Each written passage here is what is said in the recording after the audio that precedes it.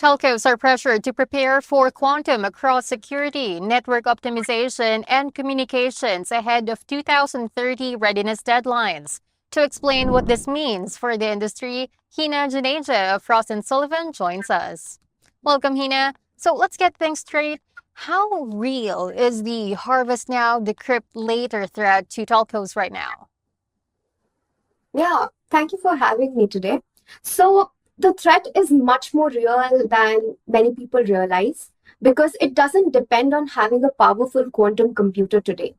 Cyber criminals or even nation state actors can intercept and store encrypted telecom data now with the intention of decrypting it years later when quantum computers become capable of breaking today's encryption.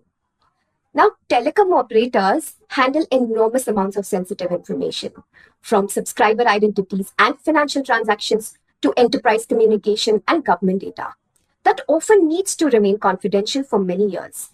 If that information is compromised in the future, the impact could be significant even if the data was collected years earlier. That's why Harvest Now, Decrypt Later isn't a future problem. It's a present day cybersecurity challenge that requires action today. Now, the organizations that start preparing early will be far better positioned to protect both their customers and their critical infrastructure. In fact, one of the biggest shifts in 2026 is the post quantum cybersecurity, that it's no longer just a CISO concern, it is now becoming a board level priority. That's quite a number of vulnerabilities. But if you were to explain this further, where are carriers most exposed? Is it 5G core, subscriber identity, or somewhere else? Yeah, interesting question here. And I can pick one area, but the reality is that entire telecom ecosystem relies on cryptography, making this a network-wide challenge rather than a single weak point. So you can say the 5G core is certainly critical because it manages authentication, network control, and service delivery. Also, subscriber identity systems protect the credentials of millions of customers.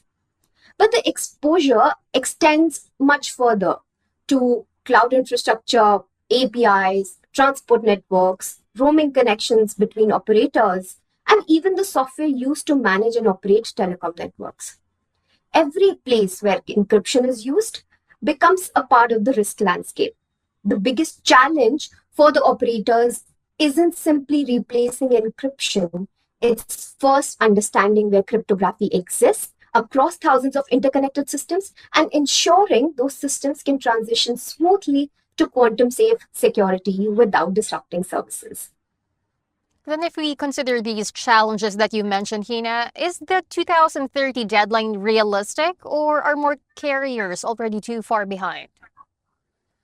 Well, I believe 2030 is a realistic milestone, but it should be but it should be viewed as the point by which operators need to be prepared, not as the point where they begin.